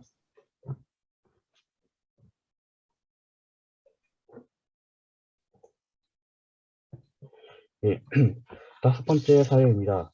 파주시의 해솔도서관은 매주 토요일 총 8회에 걸쳐 2021년 어린이 진로 독서 프로그램 너도 한번 AI 만들어 볼래를 운영하였습니다. 이 진로 독서 프로그램은 경기도 독서문화진흥사업인 공공도서관 진로독서 지원사업으로 어린이들이 직업세계를 이해하고 진로를 탐색, 설계할 수 있도록 진로에 관한 구체적인 정보와 경험을 제공하고자 기획되는 운영 프로그램입니다. 이런 취지를 살려 너도 한번 AI 만들어 볼래 프로그램은 인공지능의 개념 및 인공지능이 가져올 4차 산업혁명 시대에 대해 이해하고 음성인식, 음성 합성을 활용해 코딩도 해보며 미래 AI 시대에 대한 통찰력을 기를 수 있도록 기획되었습니다. 이 프로그램은 화성의 시스템인 줌을 통하여 비대면으로 운영됩니다. 예, 다음 여섯 번째 사례입니다. 파주시의 한빛도서관은 도서관을 주간을 맞이해 주 1회씩 총 4회로 내가 만드는 애니메이션 프로그램을 운영합니다. 이 프로그램은 초등학교 저학년 30명을 대상으로 매주 토요일 오후 2시부터 4시까지 진행됩니다. 강사와 함께 애니메이션이 만들어지는 다양한 기법에 대해 배우고 직접 체험해 볼 수 있는 시간을 가지며 어린이들은 이번 프로그램을 통해 애니메이션이 만들어지는 과정과 원리에 대해 알아보고 직접 만들어보는 경험을 하게 됩니다. 이번 어린이 프로그램은 코로나19 확산으로 인해 도서관이 아닌 가정에서 화석의 시스템 줌을 이용해 비대면으로 운영하게 됩니다. 7번째 사례입니다. 평택의 안중도서관은 야간 인문학 강좌로 정여울 작가의 글쓰기 강연. 잠깐만요. 또 화면이 이동을 안 해요? 아닙니다. 지금 같은 화면입니다. 예. 같은 화면이에요? 예. 알겠습니다. 예. 이번 강연은 정여울 작가의 경험담과 글쓰기의 노하우를 공유함으로써 처음 글쓰기를 시작하는 시민은 물론 현재 글을 쓰고 있는 시민에게도 도움이 될 것으로 기대한다고 밝혔습니다. 강연은 온라인 화상회의 시스템 줌으로 진행될 예정입니다. 예, 화면 혹시 넘어갔습니까? 안 넘어갔어요? 알겠습니다. 예.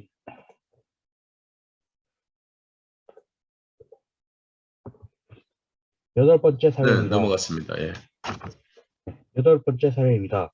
시흥의 월곶 도서관에서는 작년 2021학년 작년 9월 도서의 닥터를 맞아 9월 28일 실의 이전 그대에게로 많은 사랑을 받은 한양대 정재찬 교수의 초청에 우리가 인생이라 부르는 것들 저자 특강을 진행하였습니다. 이 강연은 마음, 공부, 가진 것, 교육, 연애 등 14가지의 인생 이야기를 시와 함께 담은 에세이집 우리가 인생이라 부르는 것들 관련 특강으로 진행되었습니다. 이 특강은 작가의 시로 읽는 인생론 이야기를 통해 코로나19로 지친 마음을 위로하고 일상을 따뜻하게 되돌아보며 독서, 문화에 대한 갈증을 해소하는 시간을 위해 마련되었습니다. 강연은 온라인으로 진행되며 양방향 소통이 가능한 화상회의 시스템 줌으로 참여할 수 있게 하였습니다. 또한 강연 당일에는 유튜브 채널 시흥 시청 플러스에 실시간으로 스트리밍해 누구나 시청할 수 있게 소통 채널로 활용하였다고 합니다.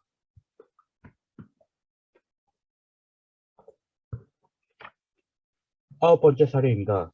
작년에 제주의 기적의 도서관은 어린이들의 다양한 문학적 경험 공유를 위해 화상회의 시스템인 줌을 활용한 온라인 책나라 프로그램을 운영하였다고 밝혔습니다. 이 책나라 어린이 프로그램은 성인지 사업의 일환으로 성별과 연령을 함께 고려해 어린이들의 흥미를 유발할 수 있는 독서문학 프로그램입니다. 책나라 프로그램 이 그림책 속 보물찾기는 초등학생, 저학년 1, 2학년 10여명을 대상으로 11월 7일부터 28일까지 매주 일요일 오전 12시에서 12시 총 4회에 걸쳐 운영되었다고 합니다. 10번째 사례입니다. 서울 송파구의 유래 도서관은 인문학 중심의 강좌를 운영하였는데 이 매주 수요일 성인 30명을 대상으로 문학부터 철학, 역사, 경제 등과 관련한 인문 고전을 쉽게 풀어주는 인문학 강좌를 운영하였으며 구글에서 제공하는 화상회의 시스템 미술을 활용해 음성 또는 채팅으로 쉽게 질의응답이 가능하도록 구성하였다고 하였습니다. 두 프로그램 모두 송파 위례도서 홈페이지를 통해 선착순을 접수 예정이며 송파구는 각 도서관에서 운영하는 온라인 강좌를 시범적으로 운영하고 주 수강생들의 의견을 반영해 다양한 프로그램을 확대해 나갈 계획입니다.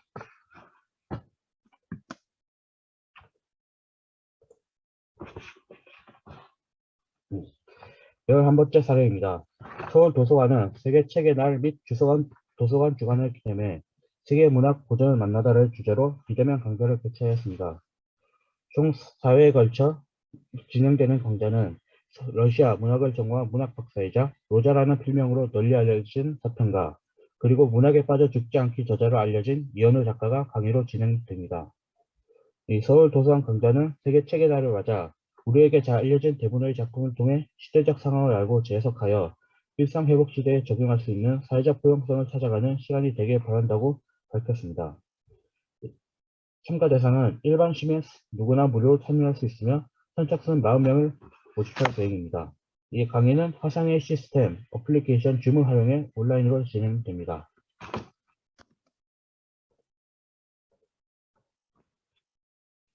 12번째 사례입니다. 대구의 서부 도서관은 포스트 코로나 시대를 맞아 스마트폰 사용에 어려움을 겪는 장노년층 대상의 어르신을 위한 행복한 스마트폰 활용 교육, 디지털 리터러시 교육을 특강을 운영합니다. 요즘 사회 문제가 되는 스미싱 범죄 예방법 교육과 QR코드 사용법, 카카오톡 등 메신저 프로그램 및 SNS 사용법 등 스마트폰 생활에 유용한 내용으로 수업이 진행될 예정입니다. 특히 이번 프로그램은 서부도서관과 SK텔레콤의 협력 사업으로 진행되며 강사가 직접 도서관을 방문하지 않고 실시간 화상회의 시스템을 활용한 수업으로 진행되게 됩니다.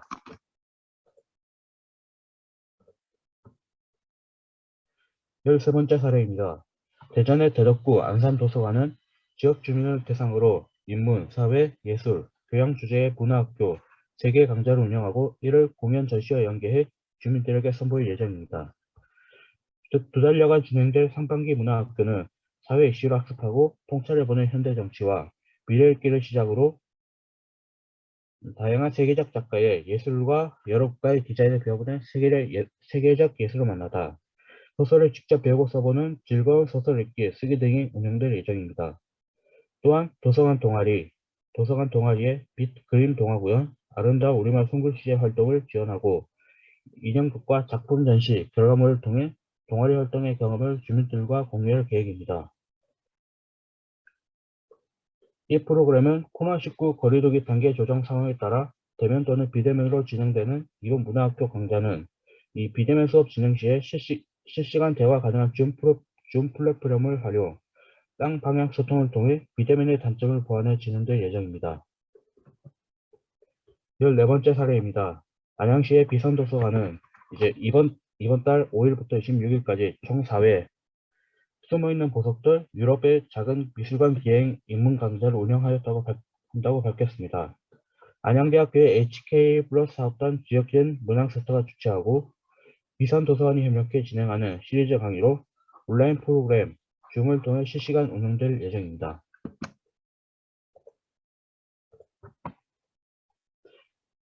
예. 예, 이어 말하자면 이제 이번 강의에서는 르네상스 미술 이야기의 저자 김태권 작가가 서유럽 도시를 다니며 직접 촬영한 자료를 바탕으로 한국 사회에는 잘 알려지지 않았지만 좋은 작품을 많이 소유하고 있는 이탈리아의 피렌체, 프랑스 파리, 네덜란드 스위스 등에 소재하는 작은 미술관 등을 소개할 예정입니다. 15번째 사례입니다.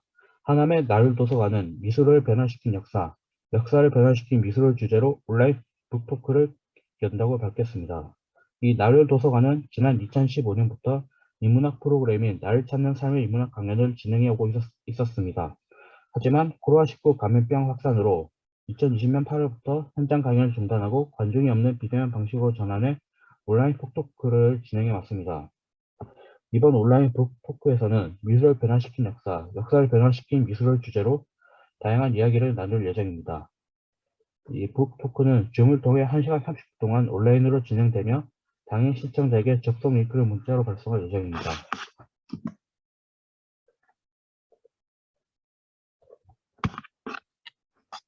음, 16번째 사례입니다. 타주의 탄현도서관은 자녀와 건강한 소통을 위한 육아 아카데미 프로그램을 운영하였다고 밝혔습니다. 탄현도서관은 지난달 3월 17일부터 이번 달 4월 7일까지 매주 목요일 육아 아카데미에 육아의 모든 순간 필요한 건 철학이었다를 진행하였다고 밝혔습니다.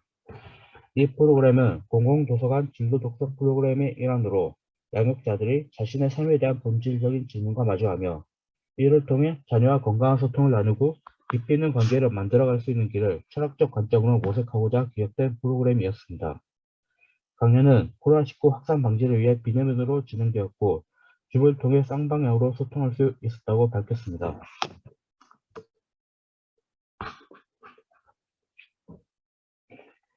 (17번째) 사례입니다.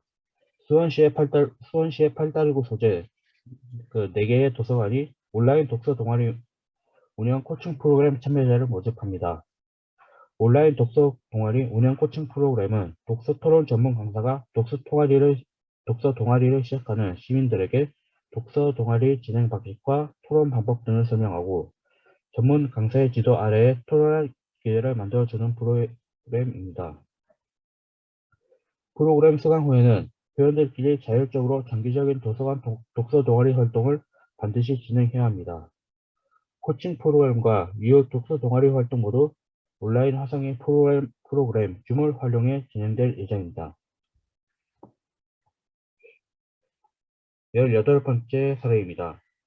이천의 해양도서관은 지난 겨울방학 동안 어린이들의 독서 의욕을 고취시키고 책 읽는 즐거움을 함께 나누고자 올해 2월 7일부터 24일까지 관내 초등학생을 대상으로 행복한 겨울 이야기 프로그램을 운영하였습니다. 2월 15일에는 어린이들이 직접 디자인하고 만드는 과정을 통해 어린이들의 상상력과 창의력을 향상시켜주는 호랑이 달력 만들기, 21일에는 영어 그림책을 통해 영어 표현을 익히는 Enjoy English Books와 I Love English Books 수업을 줌 화상의 프로그램을 통해 진행하였습니다. 도서관 관계자는 이 관내 초등학생들이 코로나19 감염 걱정에서 벗어나 안전하고 자유로운 독서 문화 활동을 통해 알차고 유익한 겨울 방학을 보내길 바란다고 전했습니다.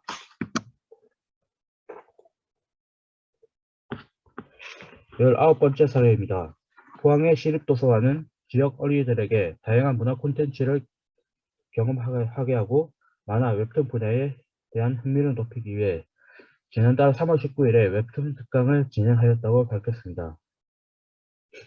이번 특강은 웹툰 작가 이규찬 작가의 만남 웹툰 A부터 G까지의 주제로 이규찬 웹툰 작가와 비대면 플랫폼인 줌을 통해 진행하였습니다.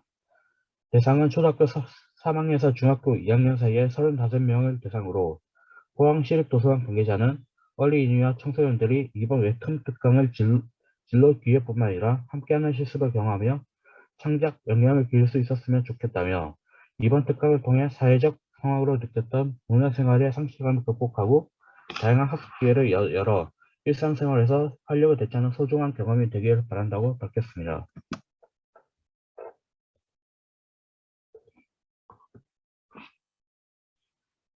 20번째 사례입니다. 이천의 시립마장도서관은 지난 겨울방학을 맞이해 관내 초등학생을 대상으로 다양한 온라인 수업을 운영하였습니다.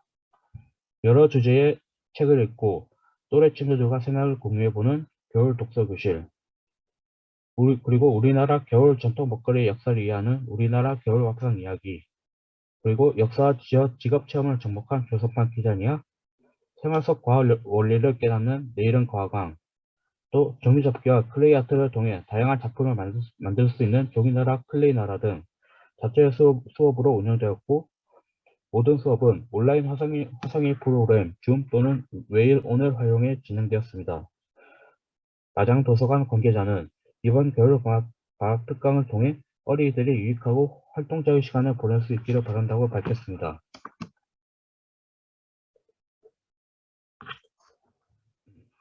21번째 사례입니다. 평택의 시립지산초록도서관은 봄맞이 비대면 강좌를 작년 봄 운영하였다고 밝혔습니다. 잠깐만요. 이 사례가 몇 개가 더 있어요? 예, 지금 현재 21번째 사례이고 이제 마지막이 이제 23번째 사례입니다. 사례는 그 정도 하면 되지 않을까 싶은데. 그렇습니까? 이제 두 가지 정도 남았는데. 그래요. 그럼 간단하게 사례를 발표하죠. 뭐. 그럼 요약해서 말씀드리겠습니다. 이제 21번째 사례입니다. 이 평택의 시립지산초록도서관은 봄맞이 비대면 강좌를 운영하였다고 밝혔습니다. 이 운영 강좌는 총 지구를 위한다는 착각 함께 읽기, 일상의 변화 1일 1 그림 읽기, 매일 30분 충전 글쓰기 등입니다. 이 모든 강좌는 SNS, 네이버 밴드 및 화상의 시스템을 줌을 통해 운영하게 됩니다. 22번째 사례입니다. 충남의 광천 공공도서관은 어린이들을 위하여 줌 화상의 프로그램을 통해 온라인으로 작가의 만남을 진행합니다. 이번 초청 작가는 그림책 세종대왕을 찾아라를 지은 김진 작가입니다. 이 세종대왕을 찾아라는 과거 시험의 당일에 갑자기 사라진 세종대왕의 자체를 따라가며 어린이 독자들에게 세종대왕의 한글 창제 배경, 애민 정신을 자연스럽게 전해주는 역사 그림책입니다. 이 도서관 관계자는 오늘날 인터넷상의 무분별한 비속어 사용, 말 줄이기 등 언어 파괴 현상이 매우 심각한 상태인데 우리 어린이들은 이에 너무 쉽게 노출되어 있다며 이 강청 공공도서관의 이번 강연을 계기로 어린이들이 우리가 사용하는 한글의 아름다움과 가치를 깨닫고 자부심을 느끼게 되길 기대한다며 강연을 준비하였다고 밝혔습니다.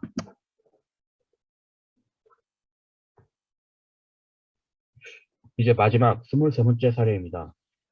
대구의 동부교육지원청 기초학력지원센터는 학생들의 기초학력 향상을 위한 두뇌 기반 학습 코칭단 온라인 워크숍을 열게 되었다고 밝혔습니다. 학습 코칭단 27명을 대상으로 신종 코로나 바이러스로 인한 사회적 거리두기에 따라 연수 접근성과 효율성을 높일 수 있는 화상인 시스템 중을 통해 6시간 정도 운영될 예정이라고 밝혔습니다.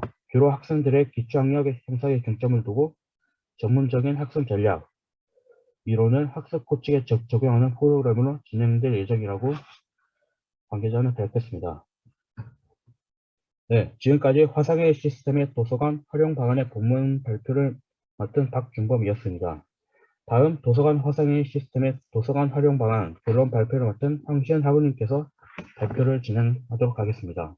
네, 감사합니다. 네, 수고했습니다. 그 다음 발표자 발표 시간이 어느 정도 걸려요? 네, 교수님 한 5분에서 10분 정도면 될 것 같습니다. 10분이면 시간이 짧네요. 다음 시간에 발표하는 게 어떨까요? 아, 네, 그러면 다음 시간에 제가 발표하도록 하겠습니다. 네, 이어서 다음 시간에 이어서 발표하는 걸로 하고 몇 가지 얘기하고 끝을 내도록 하겠습니다. 자, 지금 첫 번째 발표조가 유튜브에 대해서 발표를 했어요. 지금 유튜브 그 서비스를 함에 있어서 가장 이제 문제가 되는 게 발표자들이 얘기한 이 초상권 문제가 이제 가장 문제가 되는 요소의 하나죠. 그래서 이제 보통 유튜브 채널들은요, 이 도서관이 기획하더라도 어떤 형태로 기획하면 이 초상권 문제를 해결하는데 도움이 되냐. 결국은 이제 이 이용자가 콘텐츠를 스스로 제작할 수 있도록 환경을 도서관이 만들어주는 것. 이게 매우 중요하다고 생각이 돼요. 그래서 특히 이제, 지금 사례도 몇 가지 얘기했지만, 이용자가 제작하는 유튜브 콘텐츠보다는 사서가 주관해서 제작하는 콘텐츠가 대부분을 차지하거든요. 그럼 사서가 제작하는 콘텐츠들은 초상권 확보라든지 저작권 문제라든지 이런 문제를 해결하기 위한 시스템을 만들고 나서 그 시스템 기반에서 유튜브 이 동영상을 제작하면 이런 문제를 해결하는데 좀 도움이 되지 않을까 하는 생각이 듭니다. 이 유튜브의 저작권 문제는요, 전송권까지 포함해서 아주 중요한 요소거든요. 초상권 못지않게 중요한 요소이기 때문에 사서가 제작하는 콘텐츠들도 이런 문제를 반드시 해결할 수 있는 방안을 만들고 도서관들이 유튜브를 활용하면 좋겠다, 채널을 활용하면 좋겠다, 이런 생각이 듭니다. 지금 뭐 초등학교, 중학교 이런 데서는 그런 대로 좀 활발하게 유튜브가 활용되고 있는 반면에 예를 들어서 대학 같은 경우는 유튜브가 의외로 또 대학 도서관들은 좀 그 활용이 잘 안 되는 이런 측면들이 있습니다. 그런데 사실 대학 같은 경우는요, 대학생 자체가 이 콘텐츠를 생산하는 가장 강력한 그룹 중에 하나이기 때문에 대학 도서관들은 특히 유튜브를 활용한 콘텐츠 개발 이런 것들을 많이 좀 염두에 둘 필요가 있어요. 예를 들어서 학생들이 뭐 우리과는 없지만 졸업작품 이런 거 만들잖아요. 그럼 졸업작품 만드는 과정들을 유튜브로 제작한다든지 결과물 포함해서 그러면 이런 것들은 다른 학생들에게 상호교육 측면에서도 큰 기대 효과를 가져올 수 있다든지 이런 시너지를 창출할 수 있다는 거죠. 예를 들어서 뭐 음악학과 이런 학과들은요, 스스로가 음원을 만들어서 또 공유하게 한다든지 이런 것들도 중요한 개념이 되지 않을까 하는 생각이 들어요. 자, 그리고 이제 화상회의 시스템 이제 발표하다 말았는데, 화상회의 시스템은 다음 주에 마지막 발표하고 간단하게 얘기를 나누도록 하겠습니다. 자, 오늘 수업은 여기서 마치도록 하겠습니다. 네, 수고들 했습니다. 수업 마칠게요.